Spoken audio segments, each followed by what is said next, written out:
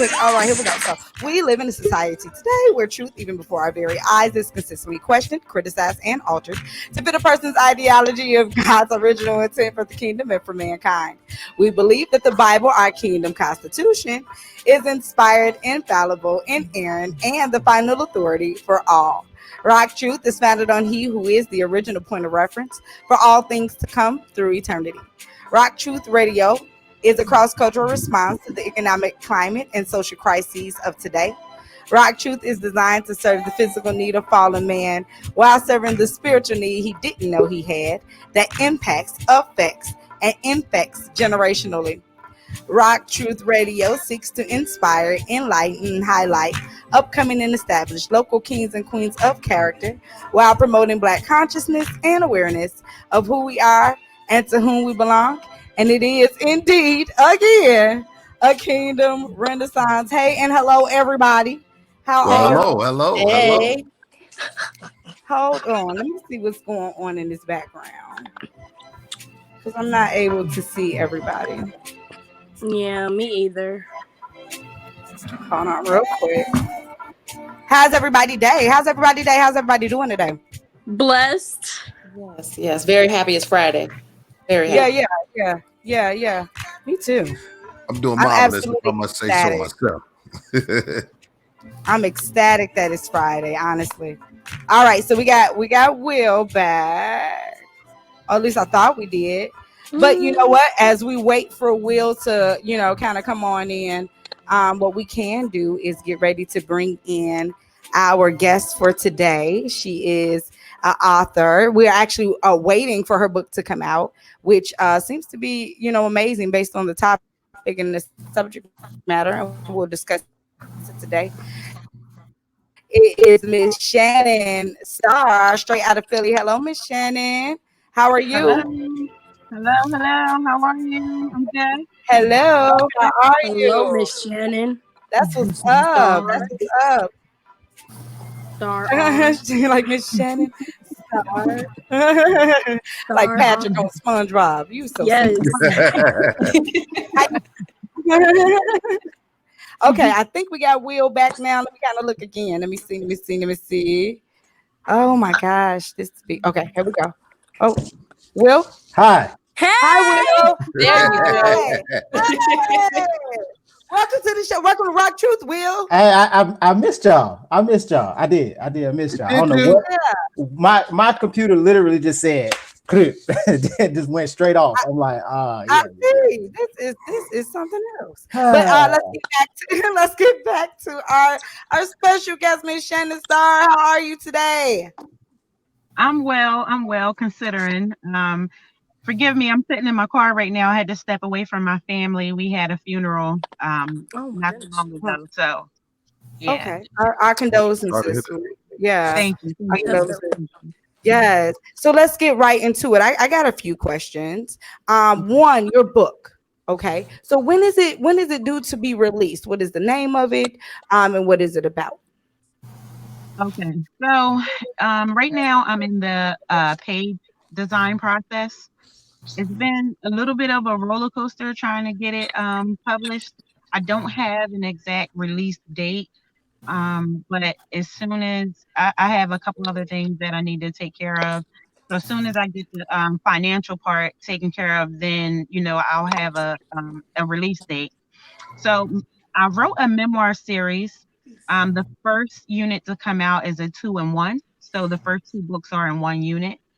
The one title is Before I Knew You, and the second one is Tormented Soul of an Empty Grave. So the one Before I Knew You, that is the one that's due to be released first? No, well, Tormented Soul of an Empty Grave and Before I Knew You, it's a 2-in-1. So it's a 2-in-1 unit. Yeah, so they're going to be released at the same time because they're like in the same unit.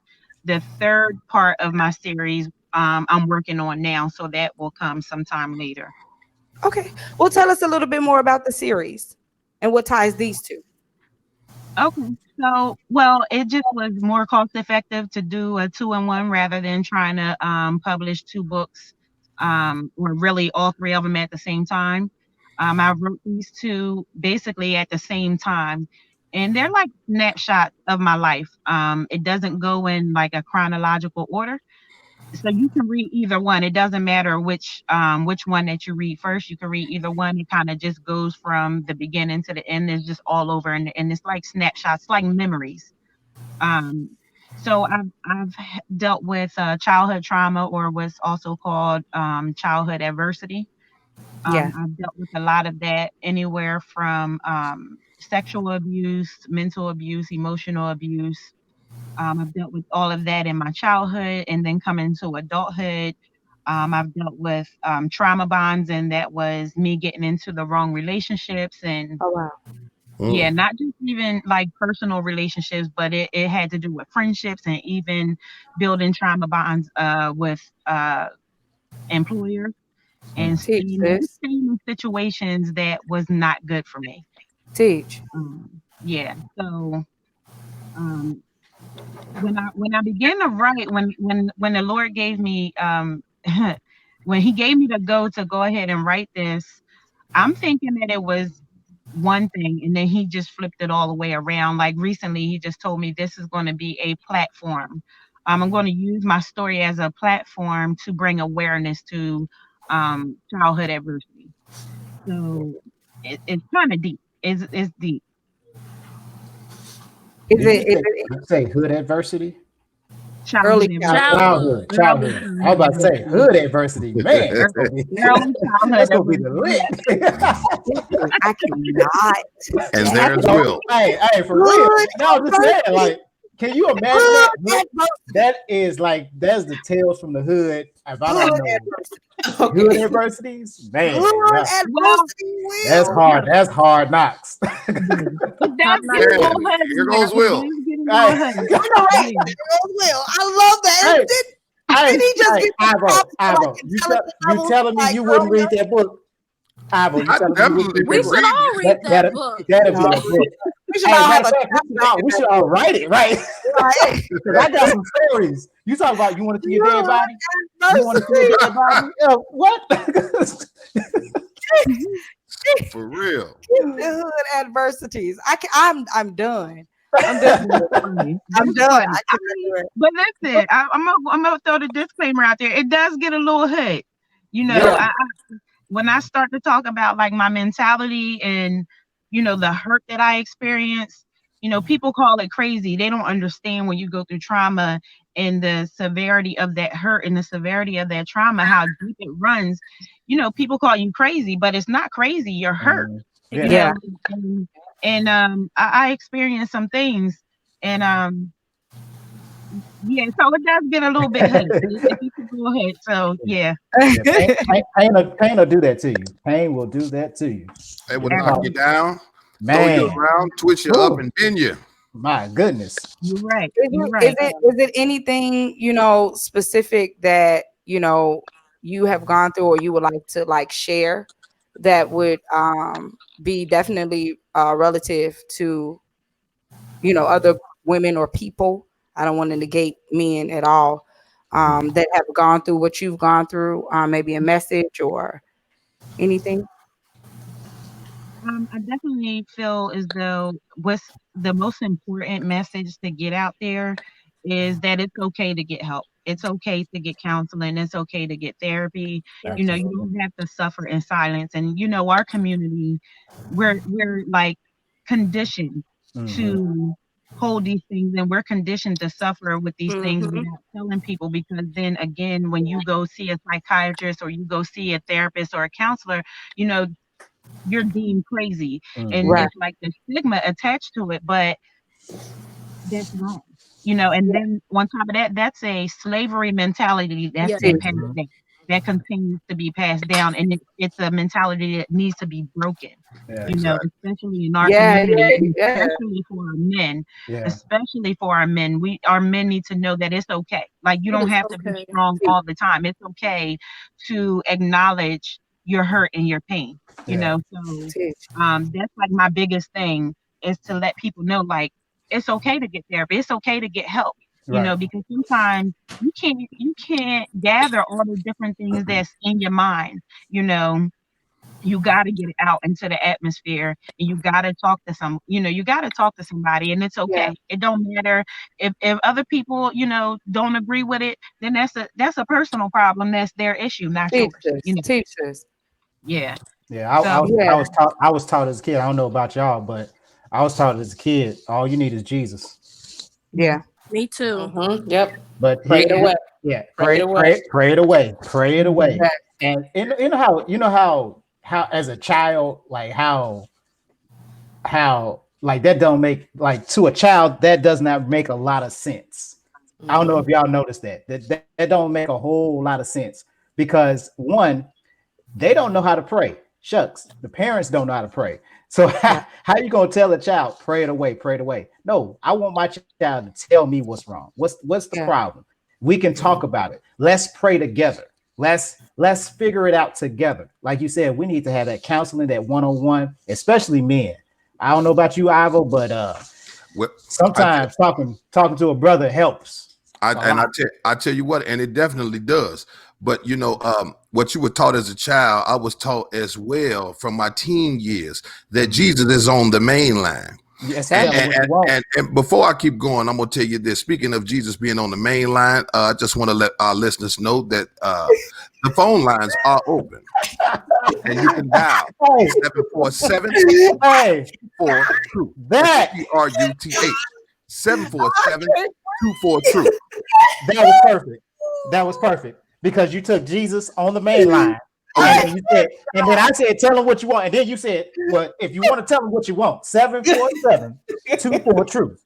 Okay. Just in case Jesus on the main line. Yeah. 747 24 Truth. If you want to rock truth to us, if you have any questions for Ms. Shannan Starr, any questions or any comments that you want to say online, we will answer them. If you want to post any comments, we will also answer those live as well. Let's get back with Ms. Shannan Starr. So it seems like you've gone through a lot of childhood adversity, more than, you could say the average, you know what I'm saying? It seems like you would be able to raise your hand for just about everything if they ask, like, have you as a child gone through this or gone through that? And so coming out of that, you quoted, knowing yourself, could you kind of like describe what does that mean for you, knowing yourself? Okay. So, because I've gone through so much, I've gotten to know my enemies quite well. I've gotten to know the people that attack me, the people that hurt me, the people that have rejected me. I've gotten to know those people quite well, but it was myself that I needed to learn. And when for me, it's like once I started to look on the inside of myself, there's an African proverb that says, if there's no enemy within, the enemy on the outside can do you no harm. And so I began to really, really take a deep look at myself and, just identify where these certain behaviors and characteristics and things are coming from, things that, because listen, people could tell you about yourself all day long, but until you can look and stand in the mirror and accept some things about yourself, that's the part right there that's most important about life, is recognizing and realizing who you are, and it's one thing to tell yourself, oh, you beautiful, oh, all these good things, but it's not so easy when you have to accept and acknowledge the ugly things about yourself, But once I learned that a lot of those traumas that I dealt with was affecting how I was as a wife and as a mom, I knew I needed to get help, because then that's when those generational cycles begin to happen. Because if I'm not aware of, the things that I went through and how it conditioned me, and now I'm imparting that into my children, it's not fair to my children. Right. They shouldn't have to fight a battle that's not theirs. I have the information, I have the knowledge. Thank God, he graced me with that. So what do you do with information and knowledge that you receive? You do something about it. And so Right. that's what I did. And that's why I'm so adamant about counseling. I got therapy and counseling for a long time, weekly, Right. and it was intense. And it's not an easy process. It's egregious, but at the same time, it was very necessary, because I wouldn't be able to sit here and even talk to you without tears in my face or without bawling out, crying, if I had not gotten the help that I needed. I would still be completely lost, So, and, trauma also messes with your identity. Teach us. I Teach went through a us. deep identity crisis, Yes. from anywhere from the religiousness, growing up under a religious umbrella, to just family ties and family bonds, and the society telling me who I should be, family telling me who they want me to be, falling into my responsibilities, and allowing, like, I'm also a caregiver, I'm a hospice aide. So I became that thing. I became a mother. I became a wife, but those were just a part of who I am. They don't make me up. They're not who I am. That's not my identity. I'm Shannan Starr. That's who I Teach am. us. Teach us. So that's what that's all about. Just knowing yourself. Once you know yourself, you can take on the world. Once you know yourself, you can look at your enemies and be like, there's nothing that you can do to me, because I'm fighting my own stuff right now, Teach us. Teach. That was a hard lesson that I had to learn, but it was a very necessary one. Yeah. Yeah. I think that everybody, like the issues that you're bringing up, the one that I've, come to discover is that we're all dealing with identity crises. We do not know who we are and to whom we belong. And because we lack the knowledge of those things, we're acting outside of that, outside of who we are. We're acting in actual opposition to who we are. And so this is why that enemy is your enemy, because y'all against each other. That natural nature goes against who you really are naturally, organically, right? And not the practice in which we've been the lifestyle in which we've been living and culturalizing ourselves into becoming as well. We're fighting that. But that's all part of identity. We don't know. And then we're so quick to just stop at we're Black, stop at Africa, and not move past the fact that we are people inside of a house. You know what I'm saying? We're souls inside of a house. So you can't just stop at the house and say, okay, this is definitely who these people are. This is how you can identify them based on how the outside structures look and what the yard look like. And if they got grass or, different things that you cannot properly or readily identify a person based on the outer appearance. So yeah, we suffer. And you know what? I'm glad you said that we are a people within a house, within inside ourselves, because the whole thing is you have to be in touch with your spirit man inside of you. And a lot of people don't understand that the answer to who they are is in the mirror. Because see, when you got when you like that inner me that you call the enemy, or when people have to reevaluate themselves and see that ugly side of them, see what it is like we were talking a couple of days ago, me and Sister Selena, when you're not in agreement with your spirit, that's when you become all of these other things that are external. See, because God put part of himself within us when he blew breath into man. And when we decide to take things upon ourselves to do it, and we are not in alignment with our spirit, which is part of God, then we become what the earth is. But see, God said, be ye in this world, but not of this world. We all are trying to be of the world when God is right there within inside of us. And once we figure out with our spirit man, what we have to do is be in agreement, then that's when we will finally understand who we are, which are children of God, soldiers in the army of the Lord. You understand what I'm saying? So, absolutely. But you definitely, and the Bible also tells you, where there are two or more gathered in my name, there shall I be in the midst. So you definitely need to have the right type of relationships with the right type of people, and seek a counsel that's the right counsel. But you know, it gets real funny and real twisted when we decide to do our own thing. Hey, they say tell God your plan and watch him laugh at you. You understand? For real. You got to walk light and careful, man. Yeah. And Miss Tanya, do we have something online, a question?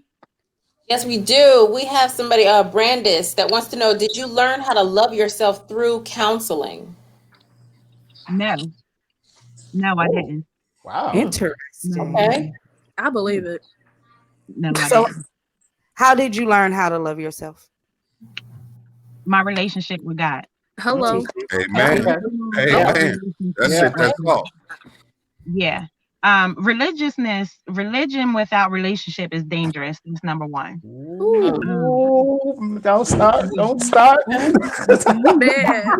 Come on now. Because religion could be abusive. You know, if you're not under the right leadership, and if you don't have that relationship aspect of it, then you'll fall for anything. But when you have a relationship with Christ, and when you have a relationship with God, He speaks to you. The Holy Spirit guides you. He speaks to you. He shows you things, you know. But when religion keeps God in a box. And so once I understand God in the box, and God can't do this and God can't do that. God can do whatever He wants. He uses whomever He chooses to do His work. We can't keep Him in a box, and that's what religion does. But when you get into the realm of relationship, that's when you begin to understand just how great and just how mighty He is. You know, when you begin to understand God's love for you, then you're able to love yourself. It really took me to get in that agape love. It took for me to get in His face, and I'm gonna be honest with you. This is something that I'm learning within this pandemic. When this pandemic happened, everything, my entire world was shut down, and God had to get me by myself. And that's when I had no other choice but to give Him everything I had. And I had to pray. I said, God, I want to have a love affair with You like I've never had ever before. And I need to understand what Your love means. And I'm thinking, so that I can love You the way that You created me to love You. And I told my mom and my heart on that. And God turned around and showed me how much He loved me, and then He showed me how much I can love myself. And so even to this day, listen, February hit, and it's been nothing but love, nothing but love. And when you begin to allow that to manifest within you, your glow is different. Yeah. Self-love. I mean, it's one thing, like I said, for everybody else to love you and you to say you love somebody else, but until you understand God's love, you don't know what love is. Teach this. You teach. Yes. Hey, I had a saying, and she's found out too. God is tired of being our side piece. He want to be your main squeeze. You understand? Yes. God is getting tired of being our side piece. He wants you. Here last in June of 2019, I made God my main squeeze. You feel me? Because every single time, well, first of all, He had the gall to put some of Himself inside of me, and the knowledge, wisdom, and power that He has, I have the same thing. That's why the Bible tells you I can do all things through Christ that gives me strength. Okay, so that's number one. Number two, He has the nerve to every time you turn your back on Him and slap Him in the face, still welcome you with open arms. That agape love. And then still allow for you to do what it is that you will with your life for however long that you'd like to do it. So when this sister just said, she was talking about building this relationship with God when this pandemic struck. I said, she figured out God is tired of being our side piece. Come to me when you're into it with everybody else, and then when you're done with me, using me like a rag, then you run back to your little main squeeze. Make me your main, and I give you everything you need. Don't bring the rag out, though. Don't bring the rag out. Don't bring the rag out. Don't bring the rag out, Ivo. Something else. But don't get it twisted. Like that's not just in a personal relationship, like with a man or a woman. That can be your kids. That can be your house. That can be Yes. your job. Come on That now. can be whatever It's you are with giving everything. We were gonna get it's right in that. everything. Yes, I was gonna Everything get is right sitting into on the that. altar of your heart and is taking up that space where only God should dwell. He has a way Teach. of tearing it all the Oh, way teach. down, All the and Man. way. teaching you of And everything. showing you. And Yes. like I said, I had to fight to come out of that religious mindset, So a lot of what I was going Yep. through was just holding on to the, that religious conditioning that, that I was Teachers. raised under. But then it had to do with society, and then it had to do with my own personal experience. And so, Yeah. Mhm. but God was always there no matter what I went through. Yes, Like you Lord. said, He welcomed me back and, with open arms. So no, counseling didn't teach me that, but what counseling did do was taught me about trauma. Mm. Because before that, I had no idea about trauma, and Yeah. then I took it further to understand that trauma unresolved causes issues with your brain. It changes Oh the yeah. Yes, chemical it does. makeup in your It, brain. it changes the It chemical causes you like balance. you can't. It messes with your memory. It makes it Yes, hard it for you to does. retain new information.